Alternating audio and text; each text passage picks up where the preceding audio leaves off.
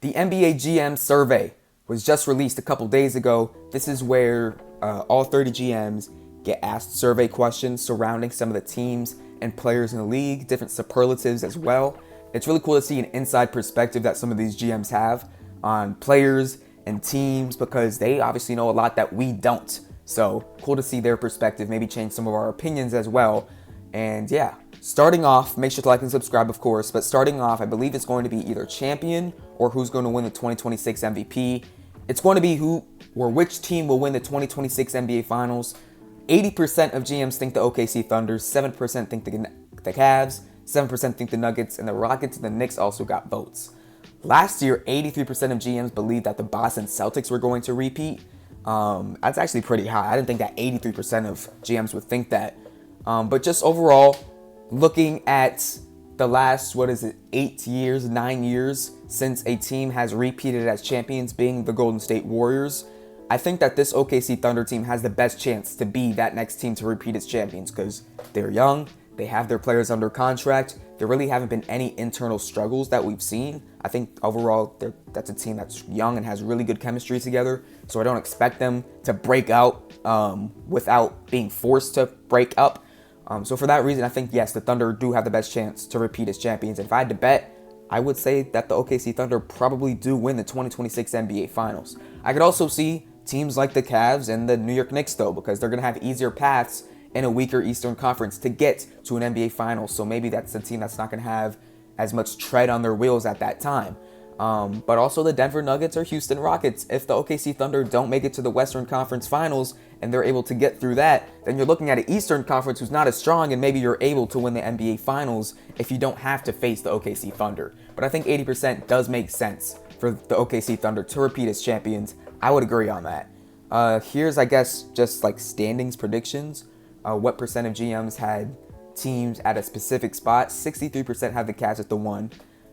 53 have the Knicks at the 2, and 60 have the Orlando Magic at the 3.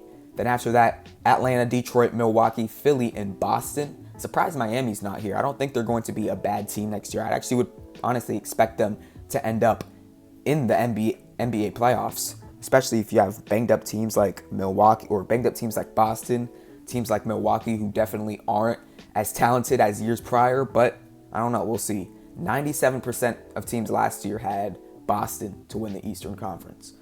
Western Conference-wise, Thunder won. That makes sense. Then I think teams from 2 to 4, honestly, I would include the Clippers in that as well. Like 2 to 5, 2 to 6 could honestly all fight for that second seed. I think they're all around similar talent. Really excited to watch Houston basketball this year, even if they don't have Fred VanVleet. Would love to see someone step up in that role as well.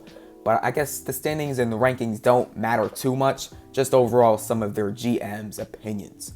Next, who's going to be the 2025-2026 NBA MVP? 67% of GMs think that Jokic is going to take back his reins as the MVP. Luka is actually 2 at 10%, which is pretty interesting, having him over Shai Gilgeous-Alexander. I was not expecting that. Shai's at 3 at 8%. Wemby's at 4 at 7%. And then you have guys like Giannis, Ant, and Donovan Mitchell also getting votes as well. Shai led this category last year at 40%. They were correct. If I had to guess, it's really tough to go against Jokic. I think Jokic honestly had a really good case for it last year. He put up one of the greatest seasons of all time offensively and did not win MVP, even though Shai arguably also put up one of the best seasons offensively of all time and was a good defender as well. I think Jokic is probably my number 1 right now. You could, of course, make a case for Shai. I would love to see Luka Doncic, be more comfortable, and because I guess at times last year he didn't look 100% like Luka Doncic after the Lakers trade. I expect him to return back to that. He's going to be the dominant offensive force that we know he can be, and maybe in a bigger market like the Los Angeles Lakers, Luka Doncic can get his first ever MVP. I could see it. I guess 10%. I'm surprised he's over Shai, but I'm not surprised he's in the top 3 necessarily. Wemby being in the top 4 is pretty cool because he's the best talent he's had around him so far his whole career. And then Giannis, my opinion, I think he's the best player in the league. He's not going to be really in this situation, though, to win MVP this year because his team is not good. Anthony Edwards, okay. Donovan Mitchell, 2 guys that could definitely be a surprise to win MVP. but just really the talent in the league, I don't see them really getting close this year. Next question, if you were starting a franchise player to get today, who could you sign in the NBA? And everyone is saying Victor Wembanyama.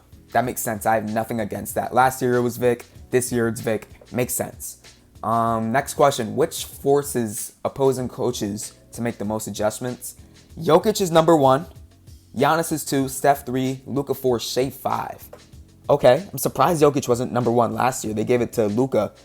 I think this makes the most sense just because of how versatile Jokic is offensively.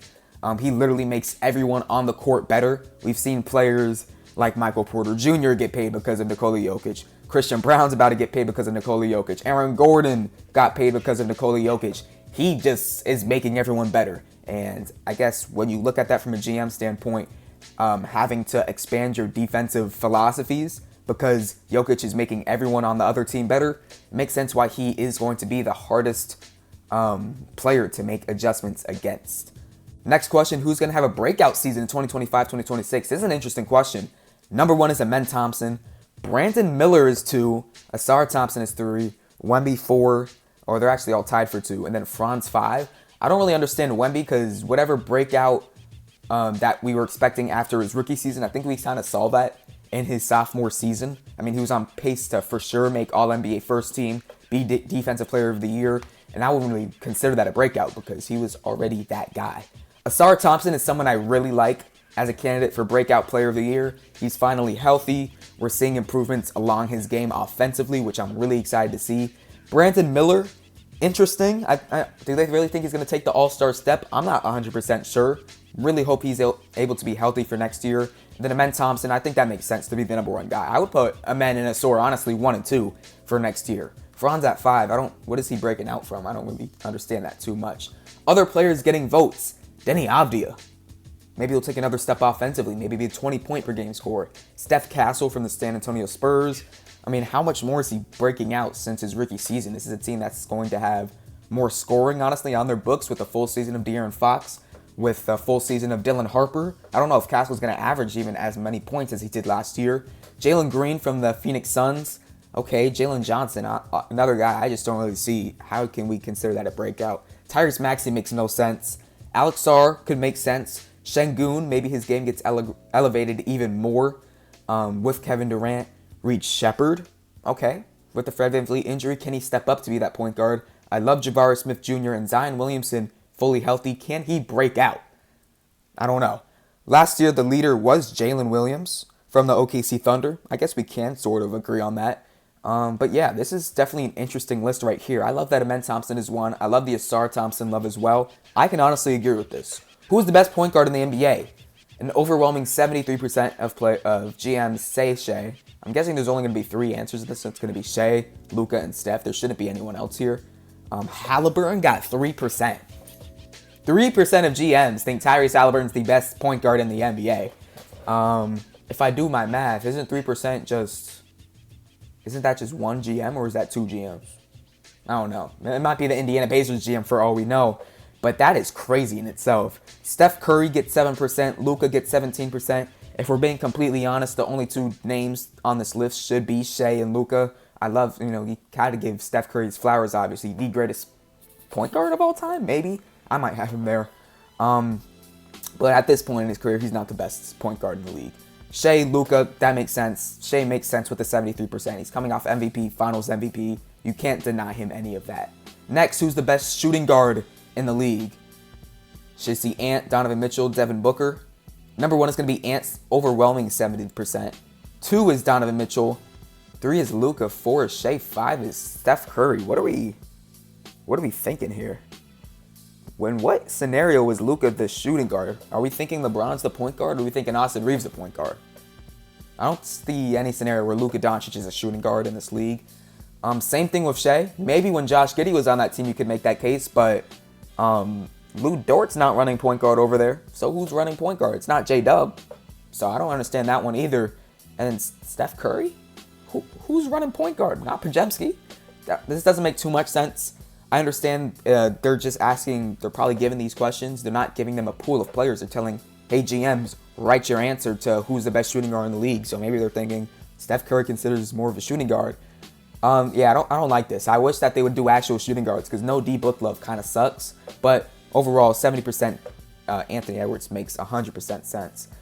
You see Luka Doncic at small forward. Same thing with Tatum, KD, Bron, Kawhi. Also doesn't make too much sense. I mean, how is Luka a small forward? How is Luka more of a small forward than LeBron James? And even then, I think Bron plays the 4 for the team right now. Tatum at 2. Okay, that's something I might be able to get behind, even though didn't he play the 4 last year for this? I don't know. This doesn't make too much sense to me. KD at 3. I know he's returning to small forward this year with Jabari Smith Jr. starting. Kawhi tied with LeBron at 4. I mean, I wish I'd give more of an opinion on this, but because Luka's number 1, it's really hard to kind of gauge this. Jimmy Butler got a vote for best small forward. That GM needs to get kicked out. Jalen Williams got a vote too.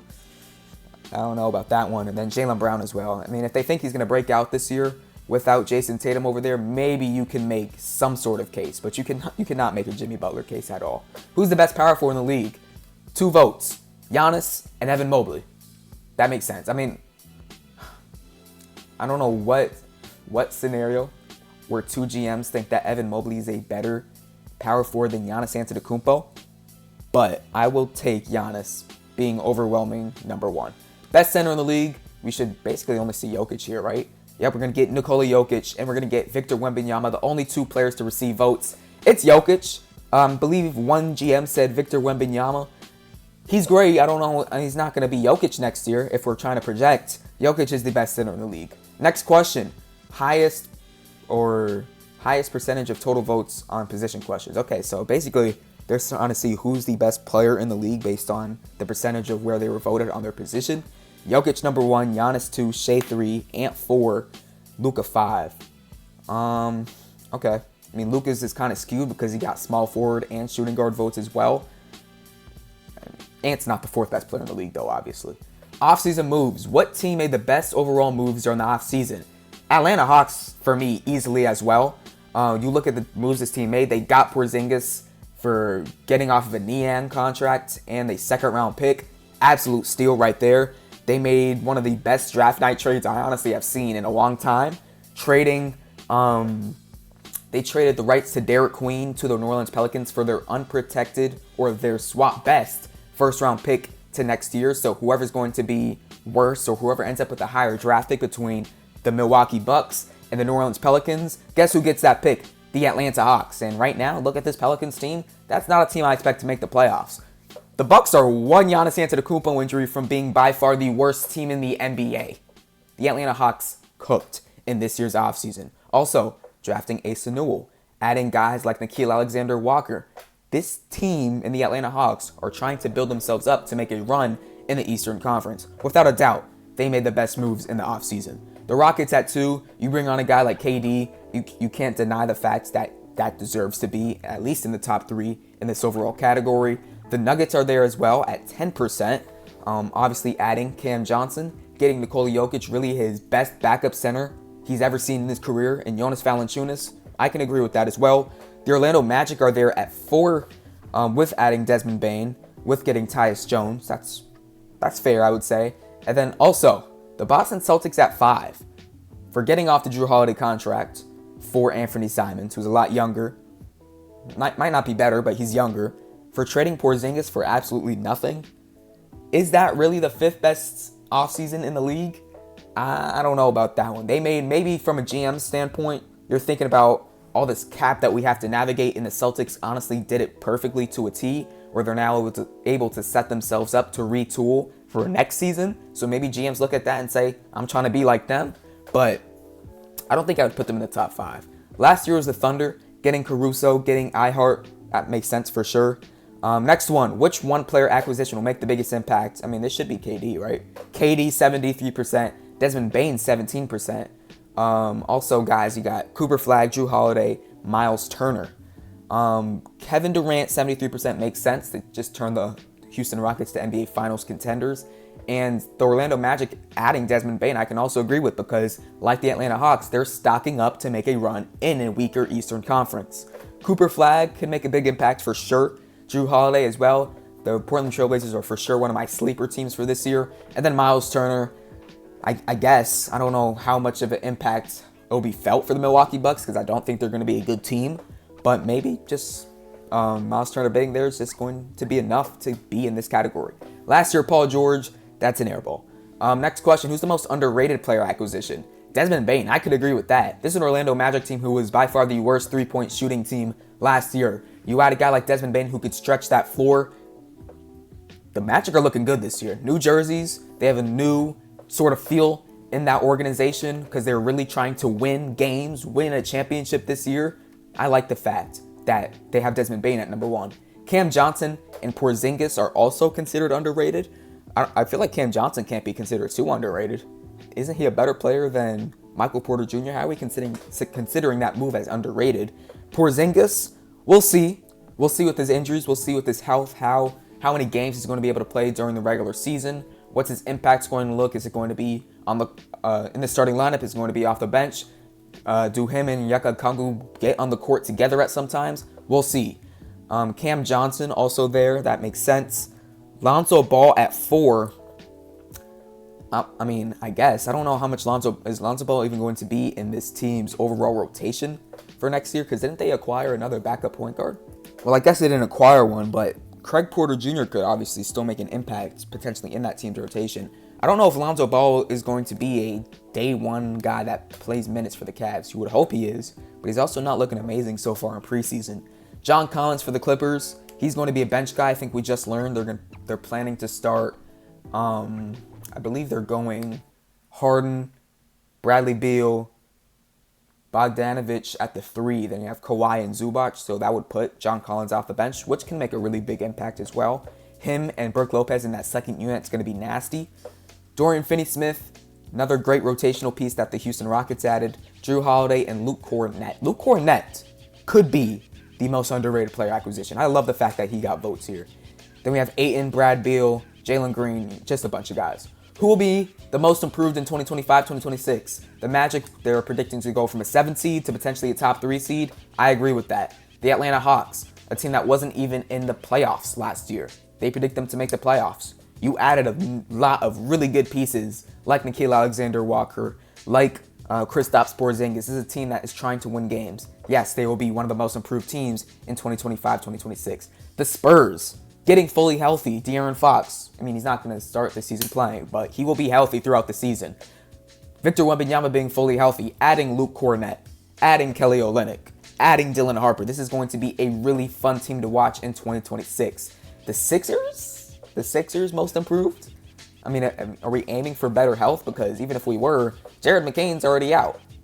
Joel Embiid's not playing back-to-backs. Is he starting the season healthy? I don't know if he is. Paul George, same thing. Is he starting the season healthy? I don't see them as a most improved team 2026. Pelicans I do like because this is a team that was really plagued by injuries last year. You have to expect them to at least have some sort of bounce back with fully healthy Zion, Trey Murphy, Herb Jones, all these guys were injured last year, but these are the best players on their squad. Last year was the Grizzlies, just like the Pelicans. They had a crazy amount of injuries. They had to bounce back somehow. What was the most surprising move of the offseason? I wonder what this is going to be. Let's see. They're saying, yeah, Milwaukee releasing Damian Lillard was a pretty surprising move. They really got nothing for Dame. That's pretty crazy. Second is Miles Turner to Milwaukee. This is a guy that we always thought was going to be true to his home in Indiana, would never leave them, but he went ahead and left to Milwaukee. That was really surprising. Yeah, the Atlanta Hawks, New Orleans Pelicans draft day trade, where the Pelicans gave up their first-round pick next year for Derek Queen.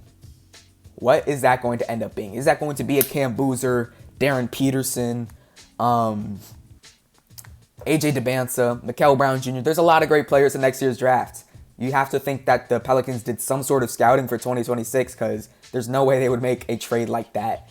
And then the Celtics breaking up their core. Didn't we all think that was going to happen? We looked at Jason Tatum being injured next year. We looked at all the contracts that they had, their age. I think we all expected the Celtics to at least move one of Derek White, Drew Holiday, and Porzingis. They ended up moving 2 of the 3, so I can't be too surprised about that one. Ayton to the Lakers, I don't really think that matters at all. I mean, I wouldn't consider that one of the most surprising moves of the offseason. Michael Porter Jr. to the Nets, that could be surprising. Dennis Schroeder to Sacramento, then yeah, Hansen Yang going 16 to the Portland Trailblazers. That is for sure surprising. Last year it was Cat being traded to the Knicks so far deep into the offseason. That makes sense. Who will win 2026 Rookie of the Year? Cooper Flag. Yeah, Cooper Flag 97%. VJ gets a 3% vote as well. Okay, someone thinks VJ's winning Rookie of the Year. I like that. Which rookie will be the best player in 5 years? Cooper Flag. Cooper Flag is 93%. We also get Jalen Harper and VJ Edgecombe as well. 5 years ago, James Wiseman was predicted to be the best rookie in 5 years. How times have changed. I would agree with this top three, by the way, in Cooper Flag, Jalen Harper, and VJ Edgecombe. I think you could also throw Ace Bailey and Trey Johnson potentially in there as well. But overall, you can't deny a player like Cooper Flag. Which rookie will be the biggest steal of where he was suggested or where he was selected in the draft? So this is interesting because in all of our draft boards, we rank players, and in all of our minds, we think, okay, we obviously have this player at, let's say, 8. I wonder what this NBA GM would have him as. Are we going to evaluate players at the same rate? So these are the true NBA steals, NBA draft steals that we saw in 2025. This should be interesting. Casper is set number 1. I think we could for sure agree with this one. He was picked number 20. Casper Siakam-Jonas, I think I had as a top 13 prospect. Was really surprised he fell all the way to the Miami Heat, especially with the Brooklyn Nets having multiple draft picks. The Heat starting to really stock up, getting good young guards to this organization. I like the way they're heading.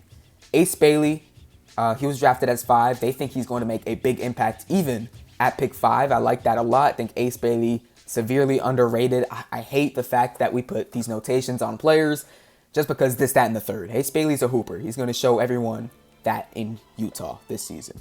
Carter Bryant at 14.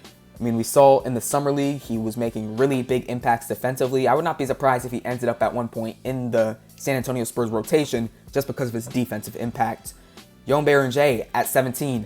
Another guy who made a really big impact during the Summer League. Had one of the best Summer Leagues. And even starting the preseason, he's looking really good. He's probably going to find a way into the rotation as well, being Rudy Gobert's backup this year. Liam McNeely at 29. Nice floor stretcher. Then Asa Newell, too, at 23. I also agree with that one. We're going to see Brooks Barnhizer at 44. Okay. Jedi Broom, Walter Clayton Jr., Nick Clifford at 24, I think was also pretty low. Love to see the Rasheer Fleming respect. Surprised he's not in the top 5 of this because I personally had him as a top 10 prospect in the draft, and he fell all the way to 31. Last year, it was Bub Carrington, Johnny Furphy, Connect, Terrence Shannon Jr., and Nikola Topic, all tied for number 1. Next, who will be the best international player in the league? Jokic, Giannis, do not have anyone else on this list. I guess Luka as well. My bad, that was disrespectful. And Shea. So no one thinks that Giannis will be the best international player in the league next year. That's kind of hurtful. Who is the best international player not in the NBA? This should be interesting. Sasha Vezenkov. Obviously, he was just in the league a couple years ago. I believe he was with the Sacramento Kings. Didn't work out too well for him, so back overseas. Isak Bonga. Okay, he's number 2. Shetty Osman, former NBA player. Nikola Mirotic, former NBA player. And Kendrick Nunn. I believe every single one of these players I know every single one of these players were in the league before. Was Eddie Tavares in the league? I recognize the name. I don't know did he set foot in the league, though. He might have. Evan Fournier, Trey Lyles, Theo Maledon, Vasily Micic, Michael. Ooh. This is an interesting one. Michael Miranin is going to be a 2020... Is he 2026 or 2027 draft prospect? I think it's still up in the air whether he'll be 2026 or 2027, but Miranin is crazy. Did you guys watch what he did this summer? I'm surprised that out of every single player outside of the NBA, they think some GM thinks he's the best. But man, this is definitely a name to watch out for in the next couple of years. Defensively, best defensive player in the league. Give me Victor Wembanyama, give me Amen Thompson, give me Evan Mobley obviously as well. Rudy Gobert still in these conversations. All right. Who's the best perimeter defender in the league? We have Dyson Daniels at 31%. We could agree with that one. Caruso at 24. Amen Thompson, Lou Dort, Drew Holiday, Asar Thompson. All great defenders. I would love to see Herb Jones here. I'm surprised that he's not over a guy like Drew Holiday at this point in his career. But yeah, man, where's Herb Jones? I would say Herb Jones is for sure a top 6 perimeter defender in the league. But Dyson Daniels at 1 makes sense. Who is the best interior defender? Yes, you're going to have Vic. AD's in here. Glad to see him get his respect. Evan Mobley and Zubac of the LA Clippers. Gobert also gets 10% of votes. I mean, what guys are saying Gobert over Victor Wembanyama? I don't understand that. Who's the most versatile defender in the league? Amen Thompson of the Houston Rockets gets number 1. Then we're going to have Draymond of Golden State. I guess you can't deny his IQ. The way he just moves players around the floor defensively, you have to give him some votes for this for sure. Glad to see his name in there. Giannis can guard 1 through 5. So can a guy like Draymond Green as well. Dyson Daniels, I could agree with that as well. And Evan Mobley, Vic, OG Anunoby, and Lou Dort. Toumani Camara also got some votes as well. Love to see him get his respect. And still, we're seeing no Herbert, Keyshawn Jones. Interesting.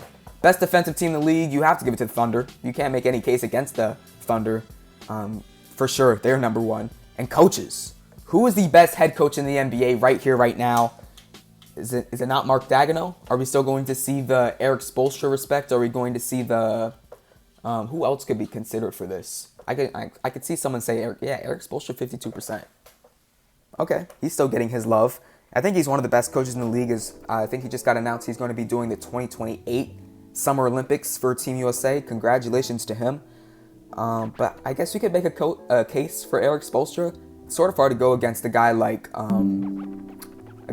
Daigneault right now. But I guess the GM see a lot closer than what we see. Spoelstra 1, Daigneault 2, Tyronn Lue 3.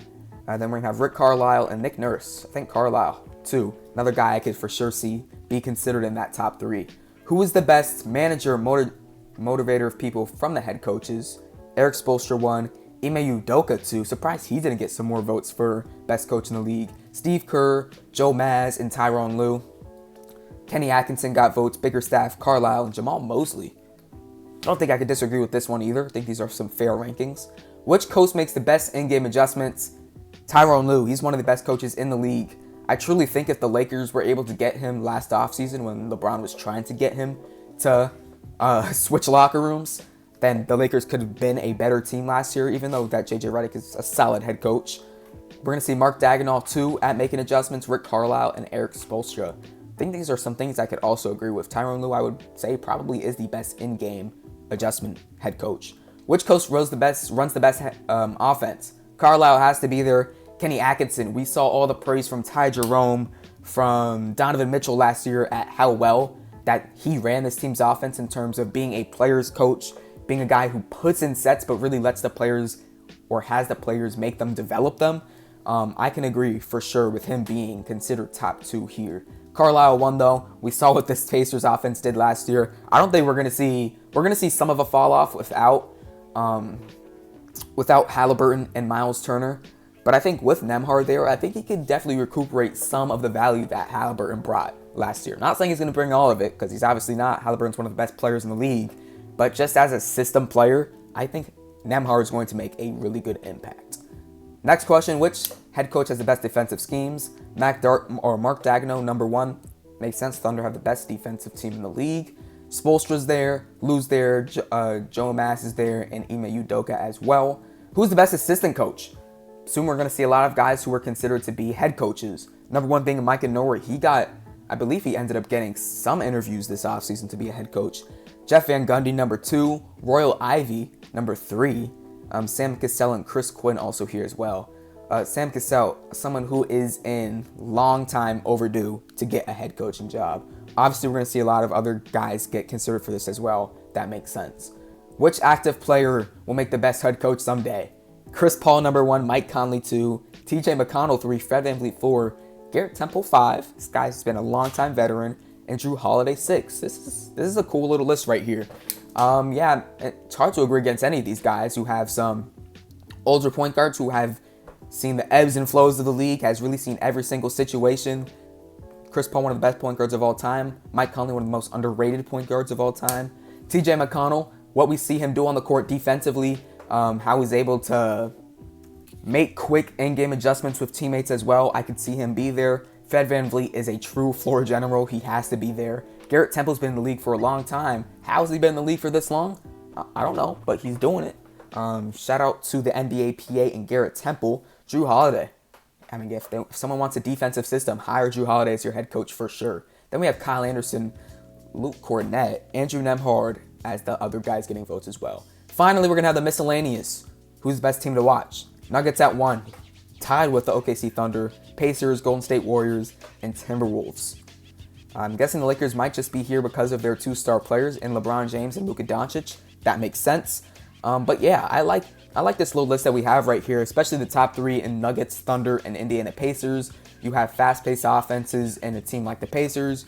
You have star power and isolation game with the OKC Thunder and guys like Shai Gilgeous-Alexander and J-Dub. And then you have the offensive hub of the century in Nikola Jokic. That also makes sense. Next, what team has the best home court advantage? You have the Nuggets, obviously the mile high, hard to breathe in that arena. That for sure makes sense at number 1. The OKC Thunder at 2, and the Knicks at 3. The Celtics and Cavs also got votes as well. What team will be the most efficient offensively this season? The Cavs are number 1. I do like that one for sure. The OKC Thunder are 2. The Nuggets are 3. The Pacers, even without Halliburton, got some votes. The Timberwolves, we'll see. Same thing with the New York Knicks. This top 3, though, I love this top 3 a lot. I would honestly maybe even bump the Nuggets above the OKC Thunder. But the Cavs being number 1, keeping the Kenny Atkinson system in there, I think they have a really good chance to be the best offense in the league.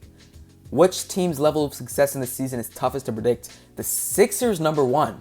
That makes sense. This is a team that has been plagued with injuries. They have a lot of injury-prone players. Who's going to play? Who's not going to play? How consistent will they be? That makes sense for them to be number 1 right here.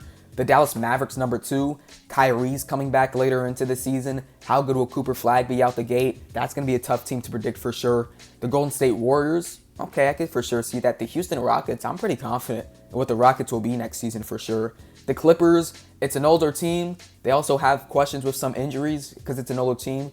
What players are going to play? How long will players play? Who's playing in the back-to-backs? That could be a tough team to predict for sure. The Pelicans, because they have the injuries. And also teams like the Bucks and Celtics getting votes as well. Celtics, without Jason Tatum, the Milwaukee Bucks, really just Giannis and Miles Turner right now. So that can for sure be a predicament to predict. Which team has the most promising young core? I hope to see the Washington Wizards here. Just saying. But we're going to see the Thunder at 1. Okay, I mean, at what point are we going to consider some of these guys no longer young core and just as stamped star players? I mean, I guess you guys like Chet and J-Dub who are only in, year 4 at this point, so you can't say that yet. But I'm just wondering, in year 6, maybe year 7, when we stop considering that? San Antonio Spurs, you have to have them right there. Wow, we have no Washington Wizards. That's kind of tough to see. I really love their team's young core. But the Pistons, I like that. The Rockets, even with trading Jalen Green, are still there. I like that as well. And then the Orlando Magic. Would love to see the Wizards get some love. Trey Johnson, Alex Sarr, Keyshawn George, Bub Carrington. Who else they have over there? I don't know, but that's a lot of good players right there. I would consider for sure to be a promising young core. Next question. Which player is the most athletic? Just say Amen Thompson. Amen Thompson 1, Ant 2. Giannis gets some votes. Does Asar get some votes? Asar Thompson gets some votes. Shaedon Sharpe gets votes. All fair. LeBron James, even at age 40, still getting votes. I guess that makes sense because his athleticism at age 40 can for sure be considered, impressive to this standpoint. Which player will be the best pure shooter? Steph and Klay. That makes sense. Only players that should get votes as well. I mean, Steph should be the only player to get a vote, but that makes sense. Player who's fastest with the ball, just give me Amen Thompson. No, get De'Aaron Fox, Ja Morant, Tyrese Maxey, Jaden Ivey, and Amen Thompson gets votes as well. I guess Fox does deserve to be number 1. I remember in an interview he said that at this point in his career, going downhill, he doesn't feel like he has to be his fastest self, that he could really pace himself in terms of what he's able to do with the ball in his hands. Ja Morant, there for sure. Tyrese Maxey as well. I guess I was a little bit too forward saying Amen Thompson number 1, but he might be the fastest player in the league. Which player is best at moving out the ball? Just give me Steph and keep on going. I don't have to read any of the other guys over there. Best passer, Nikola Jokic number 1, Trae Young number 3. That's 7% of votes feels low for Trae Young. He's one of the best passers in the league. It's on pace to be one of the best passers of all time. I would love to at least see him at 2, but to be at 7% feels extremely low. Only 4 players getting votes. Who is the best leader in the league? Steph number 1, Jalen Brunson, first time we've seen his name today. He's number 2, Jokic 3, and Giannis and Shai and Bron tied at 4. We also see Mike Conley in here. we're also going to see Fred VanVleet as well. Fred VanVleet getting a lot of love from these NBA GMs. Most versatile player in the league, Giannis, Vic, Bron, Evan Mobley, Jalen Williams. We're also going to see Kawhi we're going to see Kawhi get some votes. Tatum, we're seeing a bunch of superstars here, is what I'm trying to get at. I could agree with Giannis and Vic being two of the top most versatile players we have in this league. Best IQ, we're going to get Jokic. We're probably going to get Chris Paul. We're going to get LeBron James. These all make sense. Yes, those are the top three guys. Which player do you want to take a shot on the games on the line? Steph, KD, Halliburton. After that playoff run, I could for sure see that. Luka and Shea. Brunson and Jokic also get votes as well. What rule regarding play, schedule, draft lottery, playoff format, roster construction needs the most change? This is interesting to see. See what these GMs think. The number one is roster construction. They think the apron is too harsh. They don't like the stuff that's going on with the second apron. They don't like the Boston Celtics having to trade two of their best players for basically nothing to get off the money. That makes sense. These NBA GMs want to make moves. They want to prove themselves. You're putting a lot of cap on them having all these salary cap restrictions, which makes sense, but I could see why GMs might think that. Also, draft schedule. They want 1 day of draft. That makes sense. I mean, why did they really move it to 2 days? Is it because of TV ratings? Is it because of more ads? It probably is, but I also think that teams are able to make more moves after day one, so I could see some give and some take right there. They also want to move the draft to after free agency. I guess that's definitely opinion-based. Some GMs might like it more, some GMs might like it slower. They want hockey-style subs, no live ball timeouts, and faster reviews. Okay. Playoff format. Get rid of all the conferences. We want the top 1 to 16 or the top 16 teams in the league. They want to change the play-in format. I could see why some GMs might want that. And the draft system. They can't draft in top 6 in 3 straight years. They shouldn't reward losing. That's very interesting. There's GMs out there that don't think teams should draft in the top 6 in 3 straight years? Really? Okay. Higher penalties for cap circumvention. I could see that for sure. These GMs want to play on a fair playing field, so that makes sense. Fewer back-to-backs, no home road back-to-backs. I could see that. And then Elam ending. Is that supposed to say Elim ending? Isn't this like a set score after the third quarter to play to, like how they did in the All-Star game a couple years back, where it's first to 24 points in the fourth quarter, or something like that? More G League experimentation. No disqualification on a 6th foul, so there's no fouling out. Really? Do we want that? Okay. Yeah, that's going to be it for the GM survey of 2026. This was pretty interesting. I think, honestly, what might have been the most interesting is later on when we saw their opinions on some rule changes. A lot of those were interesting. Make sure to like and subscribe. Go into the description. Honestly, you put something down there for a rule that you want to change. Just opinion-based, what you think should change. And yeah, see you guys next time. Hope you enjoy your day. Peace.